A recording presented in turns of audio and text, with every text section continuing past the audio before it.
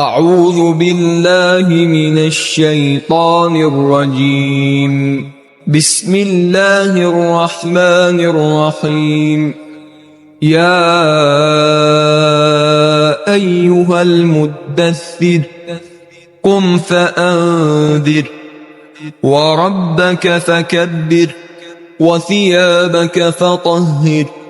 والرجز فاهجر ولا تمنن تستكثر ولربك فاصبر فإذا نقر في الناقور فذلك يومئذ يوم عسير على الكافرين غير يسير. ذرني ومن خلقت وحيدا وجعلت له مالا ممدودا وبنين شهودا ومهدت له تمهيدا ثم يطمع أن أزيد كلا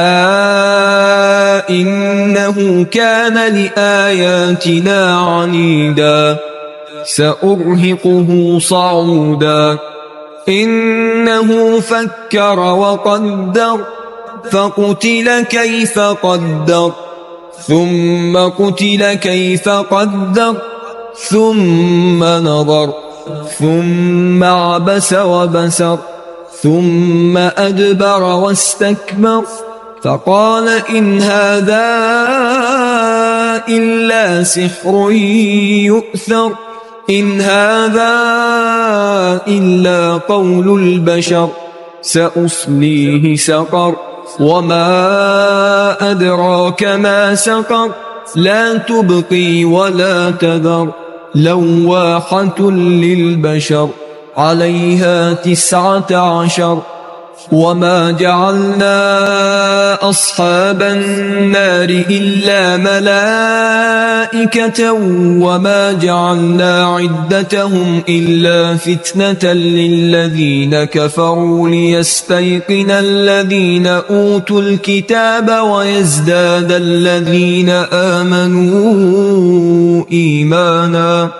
ويزداد الذين آمنوا إيمانا ولا يرتاب الذين أوتوا الكتاب والمؤمنون وليقول الذين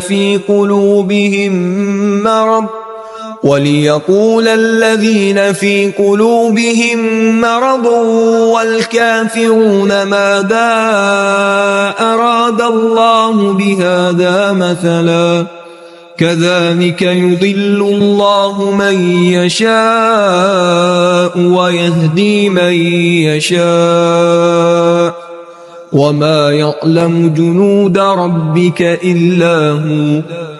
وما هي إلا ذكرى للبشر كلا والقمر والليل إذ أدبر والصبح إذا أسفر إنها لإحدى الكبر نذيرا للبشر لمن شاء منكم أن يتقدم أو يتأخر كل نفس بما كسبت رهينة إلا أصحاب اليمين في جنات يتساءلون عن المجرمين ما سلككم في سقر قالوا لم نك من المصلين ولم نك نطعم المسكين وكنا نخوض مع الخائضين وكنا نكذب بيوم الدين حتى أتانا اليقين فما تنفعهم شفاعة الشافعين فما لهم عن التذكرة معرضين كأنهم حمر مستنفرة فرت من قسورة بل يريد كل امرئ منهم أن يؤتى صحفا منشرة كلا بل لا يخافون الآخرة كلا إنه تذكرة